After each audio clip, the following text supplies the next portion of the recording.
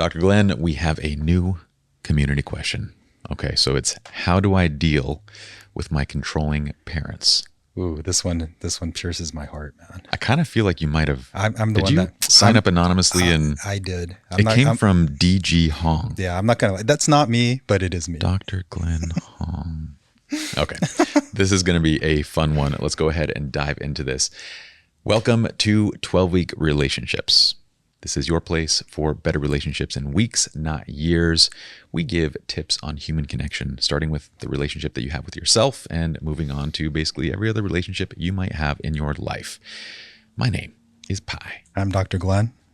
Dr. Glenn, you want to start this off? I mean, what we're really talking about when it comes to controlling parents is learning how to set proper boundaries. Right? Yeah, it's all about boundary setting because they can be overly involved in your life. They can be too rigid. I can already see the wheels turning of like what you're thinking about right now. Yeah, they're not thinking about you as a person. They're just more thinking about what you're going to do for them. Yeah. So, once you understand those dynamics, you can start understanding and learning to set limits and proper boundaries so that you can cope better. So it'll make your mental health better in the long run. Yeah, maybe we can start too by defining boundaries, because I often feel like we tend to confuse boundaries with, like, let's say cutting somebody off or distancing ourselves. And in a way, it kind of is distancing. It's not cutting somebody off. It is sort of a distancing, but it doesn't mean that you don't love or you don't care for somebody. It's really more of a way of kind of setting a guideline, a fence post, something. You're putting something up and saying, this is where I'm going to permit this relationship to go. And at a certain point, I'm going to stop it. Once it kind of crosses over into my emotional health, that's where we're going to stop things. Yeah, even more specifically, it's basically saying, I'm setting a boundary to keep my independence. And once you try to get involved in my life or you're asking me to break my independence, that's where I'm drawing the line. Ooh, I like that. Yeah. See, this is why you're the doctor. Thanks, man. I have my moments, man. So controlling people seek dependence from you so that you can be controlled by them and they get what they want. Mm-hmm. So boundary setting is ultimately saying, like, I'm keeping my independence and this is the line that I'm drawing. Okay. So in this episode, we're essentially going to be giving kind of tips and guidance on how to properly set those boundaries and what you can essentially be doing. But first, let's get into some stories. I mean, what are some potential scenarios of parents being over controlling that we've heard from, our experience? It could be your experience. It could be client experience, of course, anonymously. But what are some of the typical things that we hear? Basically certain things that happen is like, why are you not coming to visit more? And you're hurting my feelings. Mm-hmm. I can't believe you're doing this. A lot of gaslighting will take place. Mm-hmm. Passive aggressive behaviors. They'll blame you for something. Then all of a sudden they'll seek you out for support. Yeah. Right. So it's just this crazy, emotional, chaotic experience that just happens. And you're like, what is going on here? And then they're just trying to get you to do what they want. What about like the manipulation side in terms of, so that's one form of manipulation, right? Trying to get you to, whatever it is, call more often, spend more time with them. That to me is the less harmful version of this. But then there's the other side of this, which is like, maybe you want your child to be a gymnast. And so you say things like, well, you want to be successful, don't you? You want to be a gymnast, don't you? You want everybody to like you, right? Then this is what you need to do. No, absolutely. And, I'm doing this for you because I couldn't become one. Yeah. So you can become a gymnast now. Mm-hmm. And it's more about living their dream versus finding out what the kid wants. Yeah. It also comes in these other forms too, where like, especially I'm noticing this in, our co-parenting dynamic is that when dealing with a co-parent that is is insecure and doesn't really know their own identity, there can be a lot of this, well, why do you want to spend time with mom? Why do you want to spend time with your dad? Do you not love me? Do you not want to be here? Don't you want to be in this home? It's this manipulation of like young children, which can kind of extend into your adulthood. Most of our listeners are between the ages of 25 and 45, so we're not still in the home. But at the same time, if your parents are separated or divorced, then one parent might be like, oh yeah, you always did like your father more than me. Oh yeah, you always did, do this for her and not for your dad, that type of guilt trip and manipulation. Yeah. And that kind of parenting at the core of it is dependency. Mm-hmm. It's basically, even though they're the parent and you should be raising your kid to become independent. It's more about you're here to serve me and you're here for my needs. Yeah. And basically, if you're not here and you're not aligned with serving me and being there for me, then we don't have a relationship. And that's the core of the control. Yeah. One of the most terrifying things that I've heard parents say is that my children are my reason for living.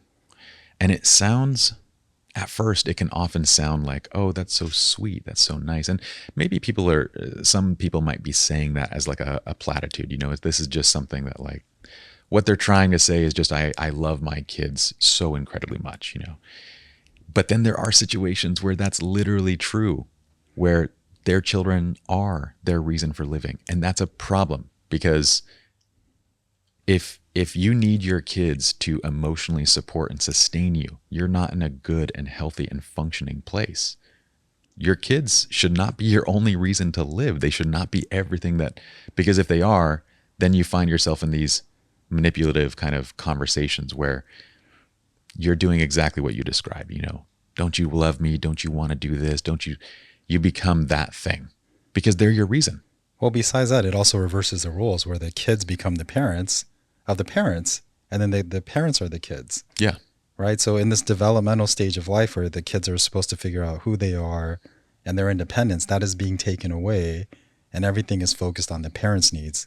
And then they're not even being the parent anymore. They're just being a kid. Yeah. Yeah. It's completely ass backwards. Okay. So this brings us to kind of the first suggestion, the first piece of advice, which is, and this is a tough one, you have to recognize that your parent is not emotionally healthy.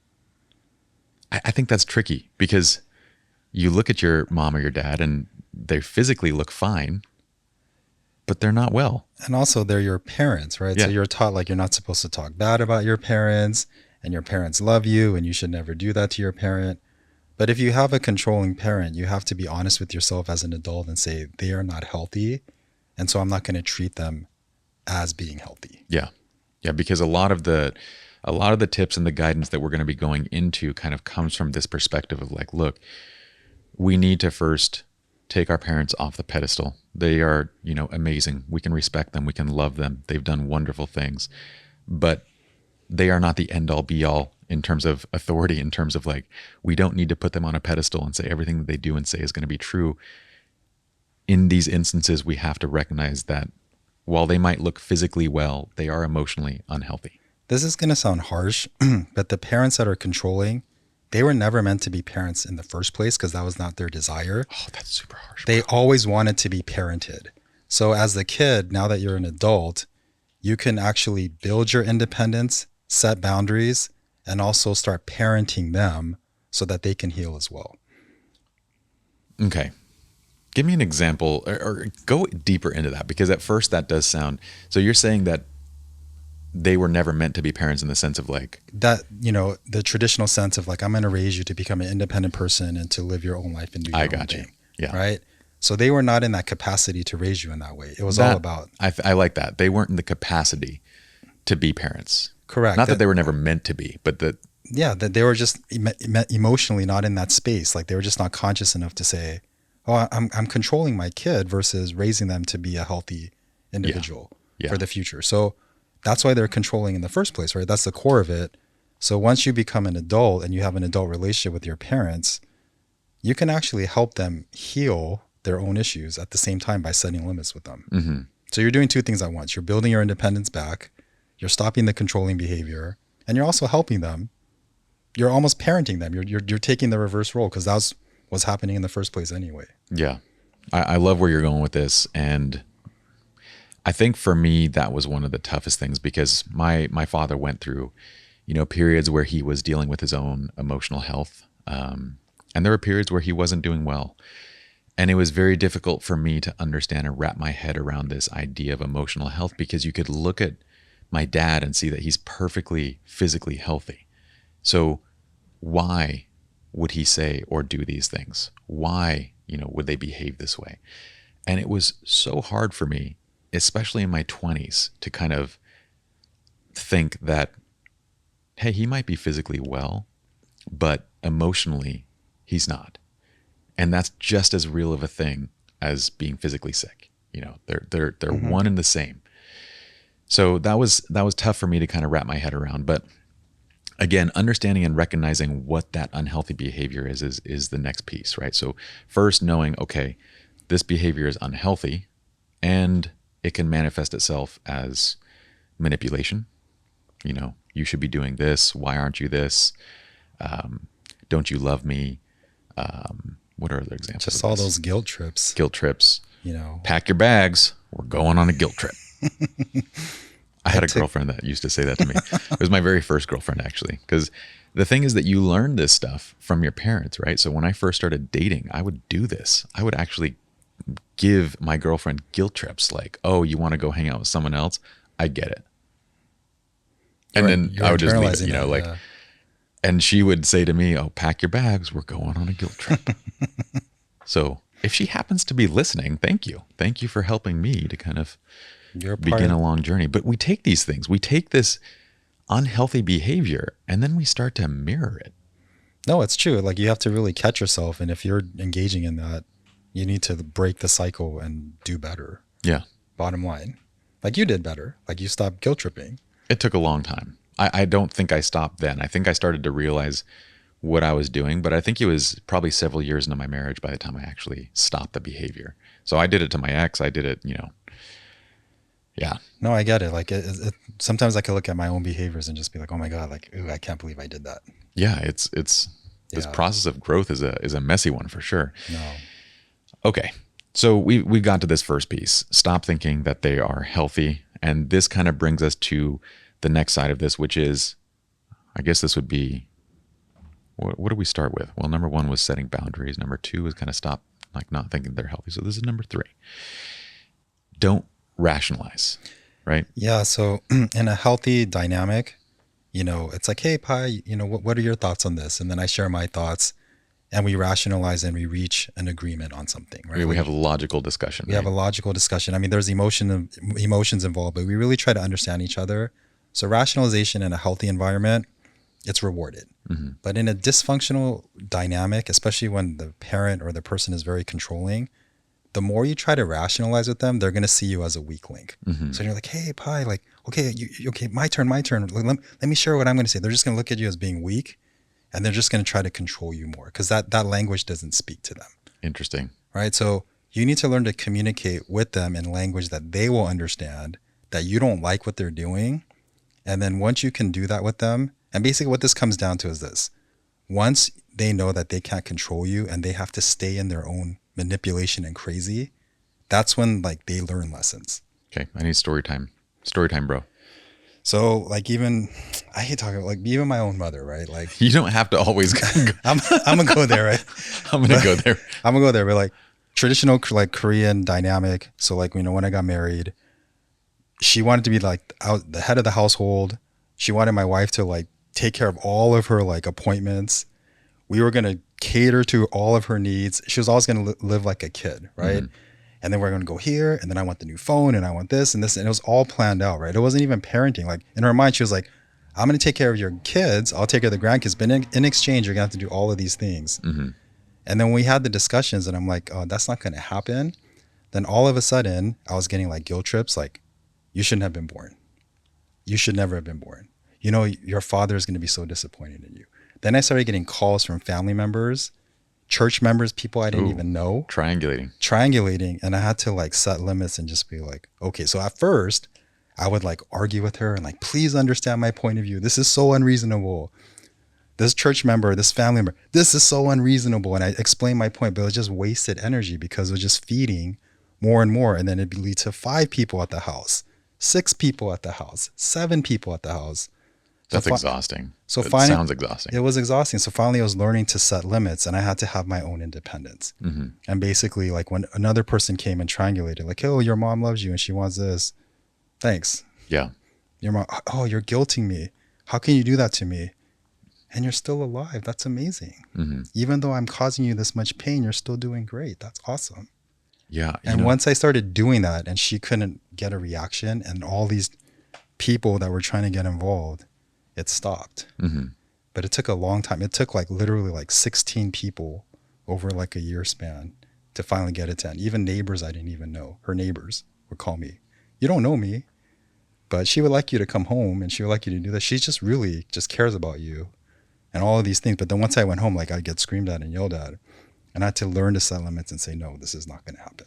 Yeah, in that situation, I've been through that personally. I've also researched many case studies where that manipulator, once they are unable to get you to do what they want you to do, they will reach out to friends and other people to basically try and triangulate. They're going to introduce somebody to try to get you to control. Try to manipulate. Yes. It's guilt and manipulation, and a 2-person problem becomes a 10-person problem. Yeah. And the way to set a boundary and the way to stop that is literally to be direct, like right on the phone when that person calls, when that person shows up at your door, to simply say, look, you don't know the situation. Thank you. If you talk to my mother, if you talk to this person, if you talk to my father, if you talk to whoever's doing this, when you talk to my parents, tell them to call me directly. Done. Yeah. And then even then, like, because I got to a point where, like, even while doing that, like, oh, but let's talk more. Mm-mm. No, I'm cool, Mm-mm. man. Thanks for the call. I appreciate that. Thanks. Yeah. That's it. It's a wild thing. I guess from a human behavior standpoint, I always wonder, like, from the person that is actually being pulled into it, you know, if you're healthy, right? If you're emotionally healthy, if a friend calls me and is like, dude, I got a problem with so-and-so. Will you call so-and-so and deal with this? From an emotionally healthy standpoint, I'm going to be like, dude, don't waste my time. Go deal with it yourself. And why are you even calling me about this? Mm-hmm. But from a standpoint of, like, I need to feel useful. I need to insert myself. I need to be, I don't get what it is, but you find people that are willing to jump into other people's business. Maybe it's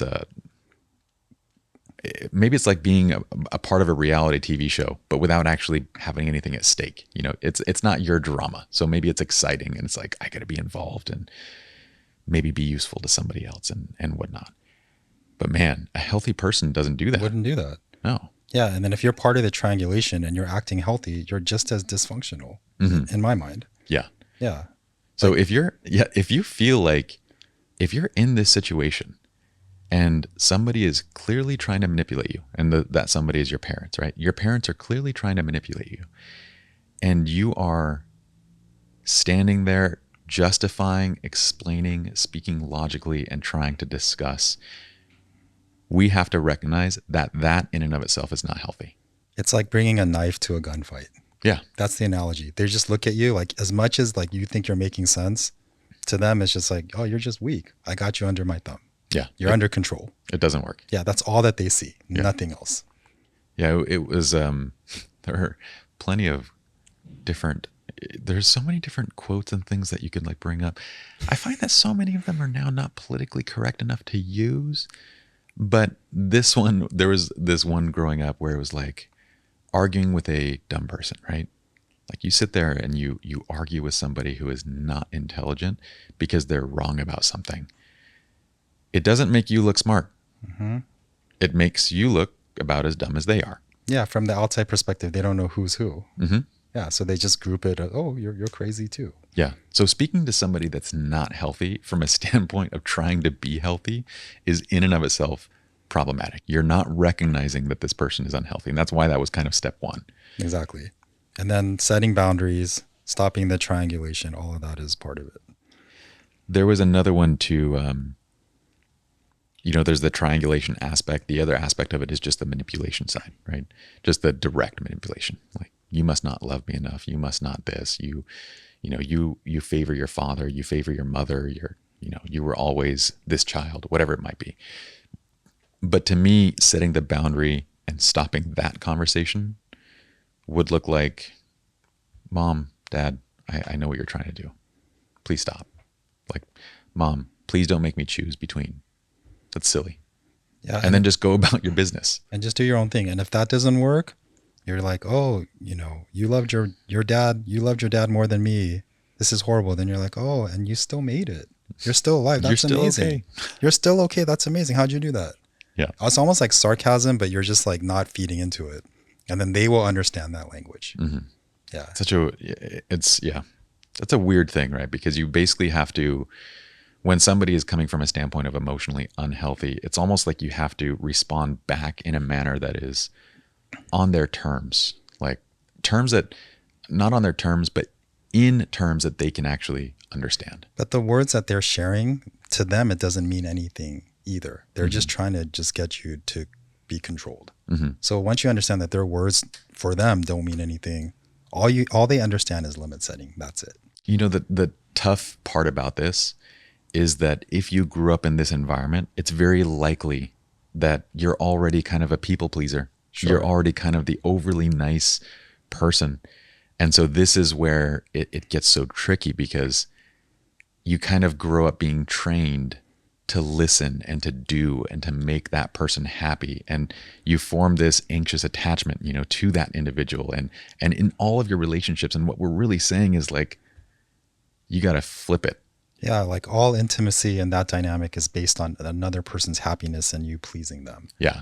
And so all of this is, at the core of it, is claiming your independence and you respecting who you are as a person. But that's so tough, you know, setting, what we're saying sounds so simple, setting a boundary, but what we're really saying is you have to start undoing all the mental programming, all the wiring that's gotten you. And the triggers that come along with that. So Yeah. like for me personally, like when that year-long process went, like a lot of my family members, like they basically stopped talking to me.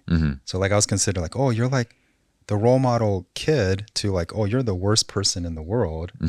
And that was like the space, like in the most intimate relationships, where I had to claim my independence back and be like, well, I guess we don't have a relationship then. And that's basically what it came down to. Yeah. And so like all family members, church members, all those people that she was involved with, I would say the same thing. Like if you're disappointed, well, there's nothing I can do about that. And it was not an easy process. Sometimes I'd have doubts like, oh my God, maybe I'm taking it too far. But ultimately, it felt better to have my independence than to have these relationships that were somewhat conditional. And then to break that was like a really healthy thing for me. Interestingly, when a person goes about beginning these stages of, and it doesn't matter what time, how old you are when you start doing this, but when you do start getting to a place where you are setting healthy boundaries and you're creating these when you haven't done them before, the people around you, especially your parents, your siblings, they're going to kick up a storm about it. And they're going to say, you're different. Why are you changing? Why are you doing this? They're going to guilt trip you about this. Again, going back to that same manipulative pattern of like trying to get you to conform to what they want and what they need. But you're not unhealthy. In fact, you're actually moving towards being healthy. And like when everyone's getting really pissed at you like that, this took a lot of time to understand too, is all those relationships that are crystallizing in your life, they're just exploding because you're changing and everything is moving forward. Your life is progressing and moving forward. And, you know, even friendships, like during that period of time, like it woke me up, because I'm like, man, there's a lot of these conditional friendships where I'm just kind of there for them, pleasing them. And then once I wasn't doing that anymore, and they'd be like, oh, you're so different, those relationships fell off. So it's like a blessing in disguise. So it opened me up to other opportunities and healthier dynamics. Yeah. Moving forward after that. That's a weird place to be in. And I think everybody that goes through this process sees it. But it was what I needed to go through, because I needed to find my independence. And once that happened, then quality of life started to improve. Like the very thing that I was most scared of, because it's like, oh, they're going to hate me or I'm not going to get love, to, okay, it's not so bad. Yeah. It's not so bad. Then you start to actually create relationships with people that they're actually two-way streets. These are actually mutually beneficial relationships. They're positive, they're healthy.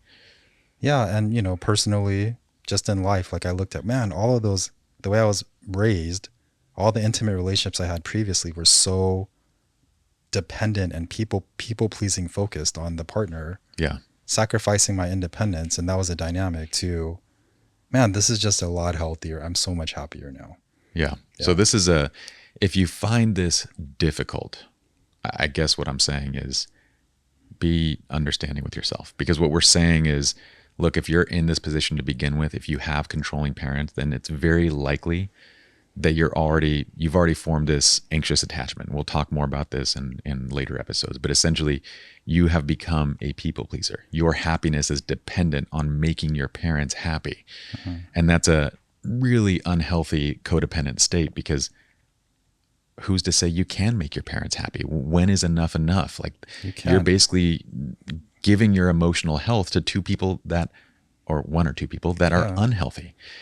Now, when you've gotten that programming for however many years, and what we're saying is start setting boundaries, that's a difficult switch to flip. And you're going to spend some time working on this. So be patient and give yourself a little bit of room on this one. Now, you had another one, number 4, paradoxical directives. All right, doctor, I'm going to let you explain this one.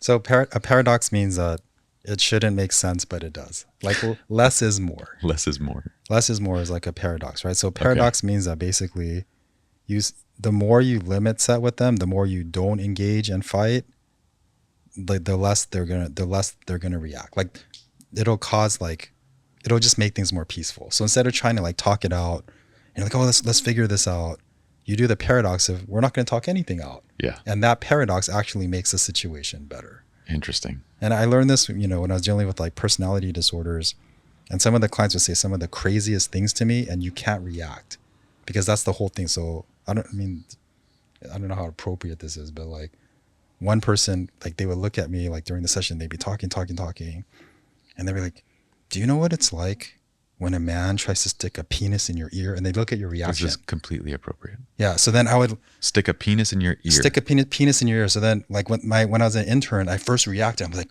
no, I have no idea what that's like, right? And then I was like, get into it. And then they'd get really excited. And 2 hours later, I'm just involved in this emotional tornado that they're in. Did they actually explain what that's like? No, they just went on to the next thing. I mean, I kind of want to know, what is it like? She didn't. I was just completely. Oh, this was a girl. This was a girl. This is a client. And then after that, I got trained on some of the. You got to get a picture of Anthony's face right now. I got trained on like dialectics, right? So actually that week they were like, oh, this is a client that has a personality disorder, and she's trying to manipulate and dictate some of the terms that are taking place, and she's giving you this reaction. Yeah. So later, after I got some training on that same person, we met up again, right? And then it was like, oh, do you know what it's like when a man tries to stick a penis in your eye? And then I had to use a paradoxical directive, and I'm like, man, I don't, but you can still see, right? And she was like, she stopped talking, and she's like, do you know what it's like to have a person hate you and beat you? And I go, I have no idea, but you're still here. Can you tell me how you survived? Mm-hmm. And after 3 reactions, it was like, F you, I effing hate your guts. And then it became, you're mad, but let's figure this out and let's try to build a healthy dynamic. Yeah. And that was the first lesson of starting a paradoxical directive and limit setting and starting to build a healthy relationship. Okay. So to summarize this, I love that you started with this, the saying, less is more, because yes, that is a paradoxical, like, how could less be more? But we inherently understand that, right? And what you're saying is, in these emotional, in these relationships with a person that is emotionally unhealthy, our parents, typically if two people that are emotionally healthy sit down and they have a discussion, they can get to a better place, right? That's the typical response. Correct. But what you're saying in this situation is that the paradoxical directive would say, yeah, normally you'd be able to have that discussion and get to a better place, but in this instance, the opposite is going to get you to a better place. Correct. Not having the discussion. Correct. And cutting it off. And limit setting. Yeah. And then that speaks to that person more than anything that you would ever say. Mm-hmm. That's language that they will understand. Because the reason the reaction is happening is like, oh, I can't control you. Mm-hmm. You're setting limits with me. And then they have to deal with their own emotions at that time. Mm-hmm. And that was a huge lesson for me. So outside of just the therapy sessions, in life, that was really helpful for me to understand. Yeah. Yeah. I had a friend that, actually a case study that turned into a friendship, that he basically was, I remember him going through several like sessions we would basically discuss, and each one of these would begin with a phone call. Pye, do you got time? Yeah, I got 15 minutes. Let's chat. And he would go, I don't understand. Just explain to me what she's thinking. And he was referencing his mother, right? And each time we would begin, I would go, stop trying to explain what she's thinking. You are a healthy, rational person, and you're sitting here trying to explain the behavior of somebody who is not healthy or rational. And it's the most futile, pointless exercise you could possibly do to sit here and try to explain. And then I caught myself doing that, going through my divorce. I caught myself kind of trying to explain why. Why are these things happening? Why is this person doing what they're doing? And then I got back to, okay, once again, there is no explanation. There is nothing where spending that time and that emotional energy to actually analyze leads to no place. It's energy that's just lost. You're just still in the people-pleasing phase versus like you need to internalize and establish your independence. This is futile. This is my self-worth. This has nothing to do with me. I'm gonna limit that. Yeah. Yeah. Okay. And once you do that, you're building self-confidence and independence for yourself. Okay, so the last piece that we have here is really being specific with how you're spending time with that individual, right? When we're talking about parents, like they're our parents, right? We want to respect them, we want to love them, we still want to be there and spend time with them. But we should do that in a manner that's kind of controlled. It's probably not the best idea just to go and have tea and crumpets with mom and dad, and just like shoot the do you guys have tea and crumpets? I don't even know what crumpets are. Maybe it just sounded nice. It sounds good though. We should try it one time. Yeah. Let's do it. Let's do it. Coffee and cake. But when my father is in a situation or my mother is in that kind of a place, I'm not going to go and create open-ended hangouts, like, oh yeah, let's just go have lunch. Oh yeah, let's just go do dinner or let's just go sit down and have some coffee and chat. Because you can't.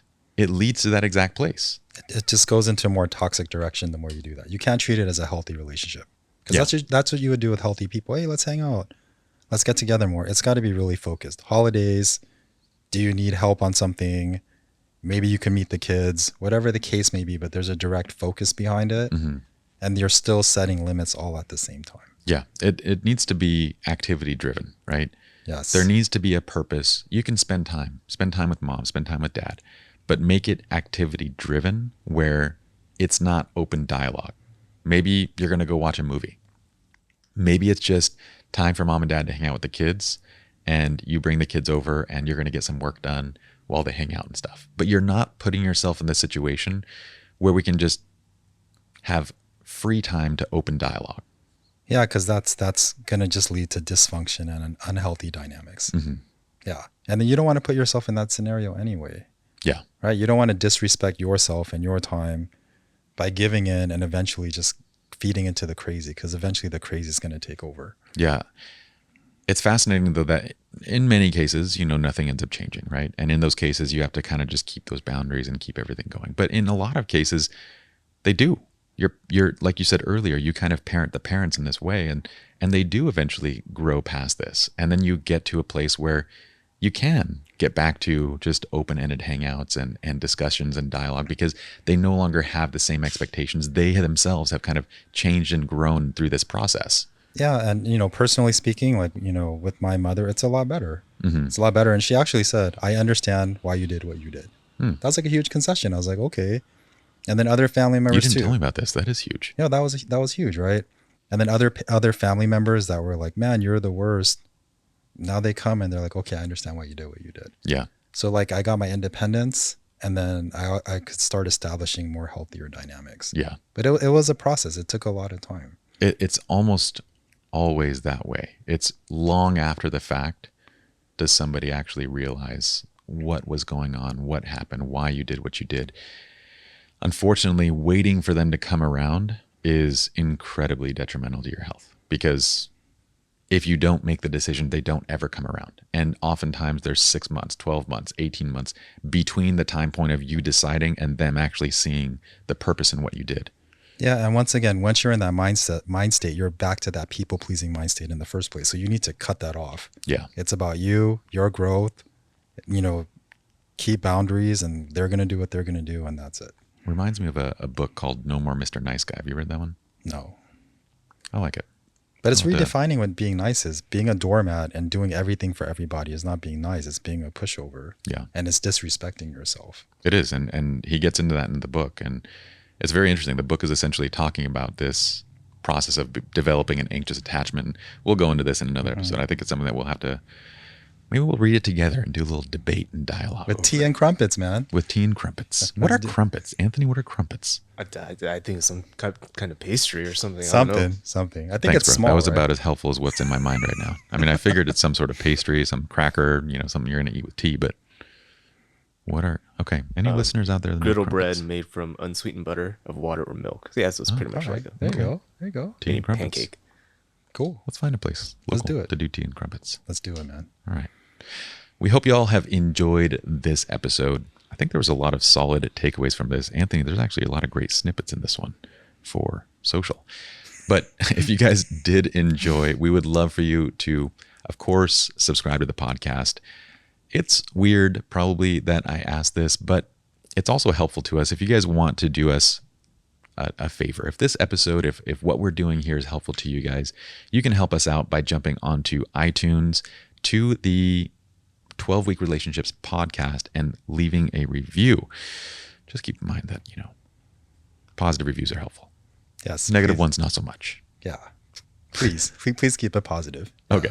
So as for your negative comments and reviews, or just any questions that you guys might want us to bring onto the podcast, like this one, jump onto 12-Week Relationships on Instagram. You guys can send us direct messages. You can also find me and Dr. Glenn.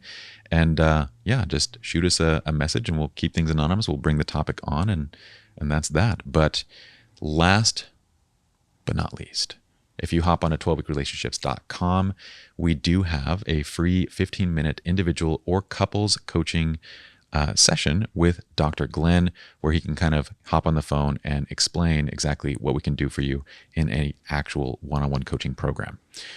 Now, with all of that, we're done.